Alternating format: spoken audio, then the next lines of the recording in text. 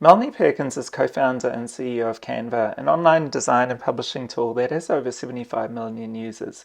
And Canva has the mission to empower everyone in the world to design anything and publish anywhere. And it was born out of Melanie's insight that existing tools like Photoshop and Illustrator were expensive and overly complex, and that tools could be a lot simpler and be able to be used by anyone. And Melanie, as an entrepreneur, is known for her persistence, her clear product vision, and her down-to-earth style. And like Pinterest Pen Silverman, she shows that you don't have to have a technical or financial background to be super successful in the tech world. And in the Vogue profile, Melanie talked about as a child, for 6 years, she got up at 4:30 a.m. to train to become a competitive ice skater. And that was a great grounding for discipline and practice and trying something over and over again. Perkins heard no from more than 100 investors before she was able to raise funds to start building Canva. And Melanie in interviews has talked about some key habits that have driven her success. And the first habit is to live in the future by spending time imagining where your organisation or industry will be in 10 years. Right. A really fun thing to think about is, what do you think your industry will look like in 10 years' time? And in fact, you don't even need to think about it for your own industry if you don't even have an industry yet. You can think about the future of cars, the future of transportation, the future of communication.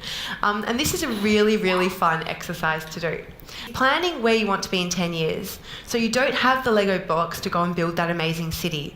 But I think it's really, really important to get a clear picture in your head of what you'd like that city to look like. Painting a picture of a better future is an inspiring habit for a leader, and it's even more so when you're able to make that future happen. The next habit is a related one, and that's to dream big. You can only grow as big as your dreams. I think that is also a pretty important note to make, because if you can't dream that far, you can't really get that far. You don't want to have a little ladder and you climb to the top and you get to the top of that ladder and you're like, what do I do next? You also don't want to have a really tall ladder but not take the steps, have any steps to get there. That's just called dreams, but without actually ever turning that into reality. What you want to do, if you can possibly do this, is have a really long ladder all the way to the moon, but then to be able to take little steps in that direction. And those steps don't need to be big at all. They can just be a really tiny little step. But at that step, you'll learn something, and then you'll be a little bit more prepared, a little bit more experienced, ready to take the next step. And so our mission is to empower the world to design, which has meant that we need to empower everyone to design anything with every ingredient in every language on every device. The term big, hairy, audacious goal was popularised in the book Built to Last, Successful Habits of Visionary Companies. And audacious long-term goals are really useful when everyone in a company can understand and rally behind them. And having an audacious goal is something that Canva shares with Google and Amazon. And the next habit is a really inspiring one, and that's to practice effective altruism. Effective altruism, or EA, is a movement associated with moral philosophers like Peter Singer and Will MacAskill and others, and it's focused on maximising the good you can do through your career, projects and donations. And Melanie talks about this here in the context of her and her husband Cliff Obrick's two-step plan. Well, we have a two-step plan. Okay. So step one, it's very simple. Yeah. Step one, build one of the world's most valuable companies. Okay, great. And step two, do the most good we can do. Like, from quite a young age, I remember going to Bali for the first time and just seeing the complete inequity between like what I had as a child growing up, like with a good education and all the rest of it, and seeing kids on the street and being like, okay, well, that's something that I would like to help solve at some point, which is why we have our two-step plan. Right. Make the world better, make a ton of money, and then you're going to give it all away. Practicing effective altruism is about combining your heart and your mind in order to make your life and career meaningful.